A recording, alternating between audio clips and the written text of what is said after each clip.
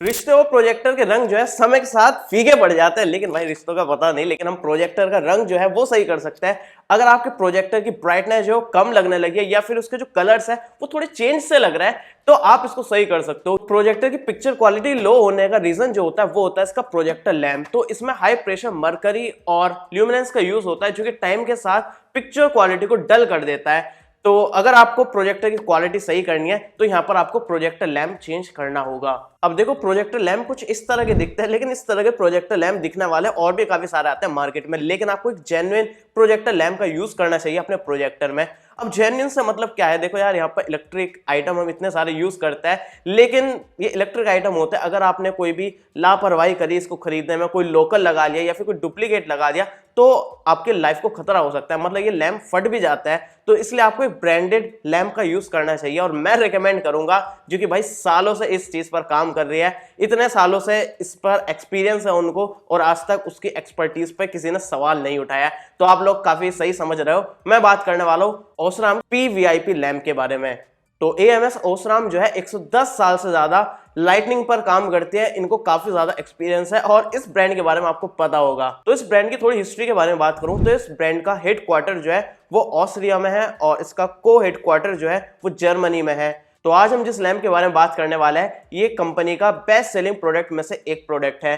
तो ये PVIP lamp जो है ई cinema halls, household projectors, commercial projectors, office projector, school, college, coaching centre वगैरह के प्रोजेक्टर्स में यूज करा जाता है। तो देखा जाए तो ये जिंदगी का एक अहम हिस्सा है। तो इसके अलावा मेरे पास एक दूसरी ब्रांड का प्रोजेक्टर लैंप है और एक डुप्लीकेट प्रोजेक्टर लैंप है, और मेरे पास ओसराम का भी प्रोजेक्टर लैंप है।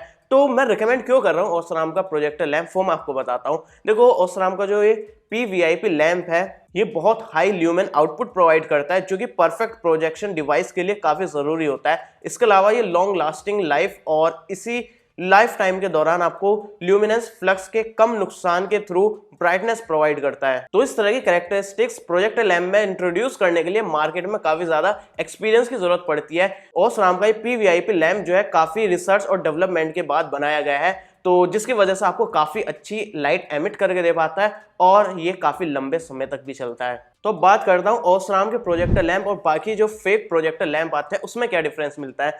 देखो जो फेक प्रोजेक्टर लैंप्स होते हैं ना उनकी ब्राइटनेस काफी कम होती है या फिर टाइम के साथ काफी जल्दी कम हो जाती है, लेकिन ऐसा ओसराम के प्रोजेक्टर लैंप के साथ नहीं होता है। अब देखो अच्छी ब्राइटनेस के लिए ना यहाँ पर इलेक्ट्रोड के बीच में जो गैप होता है वो काफी कम होना चाहिए।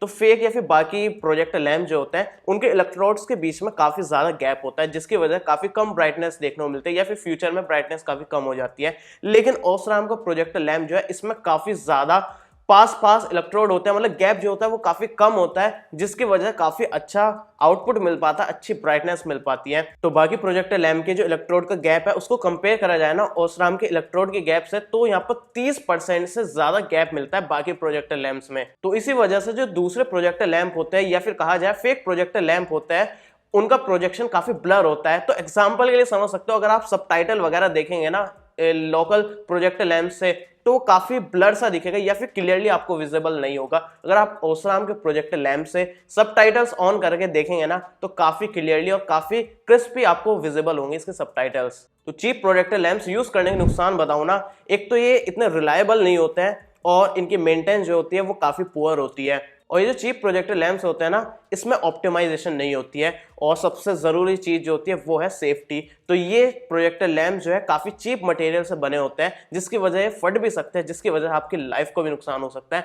ओसराम के प्रोजेक्टर लैंप्स के बेनिफिट्स बताऊं ना, ये ऑटोमेशन मशीन से बने हुए होते हैं और लैंप की बर्नर ट्यूब जो है वो हाई प्योरिटी क्वार्ट्ज ग्लास से बनी होती है, और ये प्रोजेक्टर लैंप जो है वो काफी लंबे टाइम तक चलता है, और इसमें लाइट का डिस्ट्रीब्यूशन जो होता है वो काफी अच्छा होता है, और हाई सेफ्टी स्टैंडर्ड्स का भी ध्यान रखा जाता है। तो अगर आप सोच रहे हो कि बस मैं जाके खरीद लूं, तो रुक जाओ यार, रुको जरा, सब्र करो, क्योंकि ये प्रोजेक्टर लैंप जो है फेक भी आता है। तो आपको जेन्युइन अगर प्रोडक्ट चाहिए तो लिंक डिस्क्रिप्शन में दे रखे, वहां से जाकर खरीद सकते हो, क्योंकि मार्केट में इसकी कॉपी वगैरह या फिर फेक वगैरह आपको प्रोजेक्टर लैंप्स काफी मिल जाते हैं।